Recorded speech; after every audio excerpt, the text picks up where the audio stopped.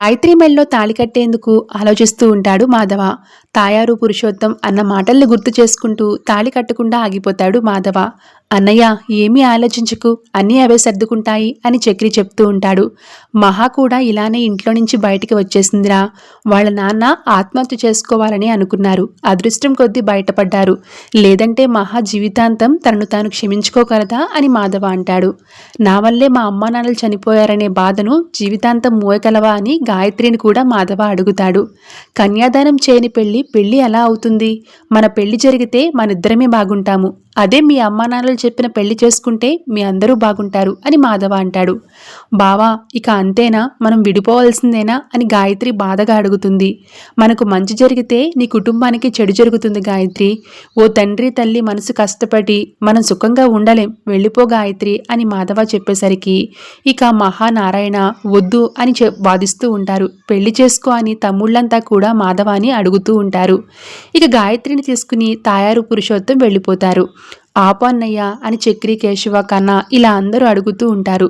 ఇక వాళ్ళు వెళ్ళిపోయిన తర్వాత పడుకునేందుకు చాప తీసుకుని వస్తాడు మాధవ.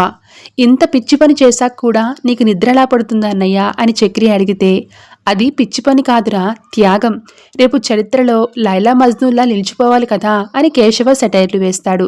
నీ ప్రేమను దానం చేసి వాళ్ళని కన్యాదానం చేసుకోమని అన్నావు. నీ మంచితనం ఎవరికి పనికొచ్చింది అని చక్రి, కేశవ మాధవాని అడుగుతూ ఉంటారు. దీన్ని ఇక్కడితో మర్చిపోండి. ఇది నా జీవితం. నాకు మంచిది అనిపించిన నిర్ణయమే తీసుకున్నాను అని మాధవ అనేసరికి, ఏం మంచి పెద్ది అని మహా నిలదీస్తుంది. నీ తమ్ముళ్ళు మాట్లాడిన దాంట్లో నిజమే ఉంది కదా.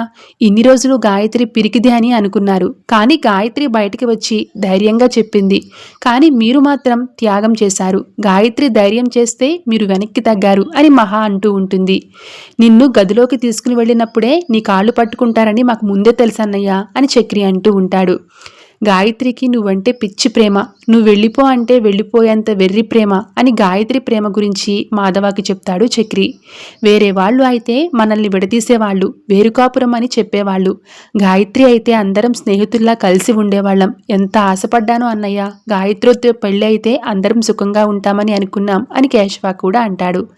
అవునరా, నా పెళ్లి నేను చెడగొట్టుకున్నాను. నా వల్ల వాళ్ళు ఆత్మహత్య చేసుకుంటే అది నేను జీవితాంతం భరించగలనా అని మాధవ అంటూ ఉంటాడు.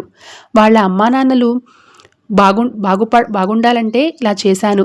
వాళ్ళ నాన్న కష్టం వృధా పోకూడదు. అసలు నా సుఖం నేను చూసుకునేవాడిని అయితే మీరు నాతో ఉండేవాళ్ళు కాదు, నేను మీతో ఉండేవాడిని కాదు. నా వల్ల ప్రత్యక్షంగానో పరోక్షంగానో ఏ ఒక్కరూ బాధపడడానికి వీల్లేదు అని మాధవ అంటాడు. ఏంటి పెద్ది, ఎదుటి వాళ్ళకి మంచి చేయడంలో ఎప్పుడూ ఒక అడుగు ముందే ఉంటావు. ఇదంతా నాకు నచ్చలేదు అని చెప్పి వెళ్ళిపోతుంది మహా. దాంతో మాధవాని ఏమీ అనలేక కేశవ, చక్రి, కన్నా కూడా అలా చూస్తూ ఉండిపోతారు. Thank you so much for watching.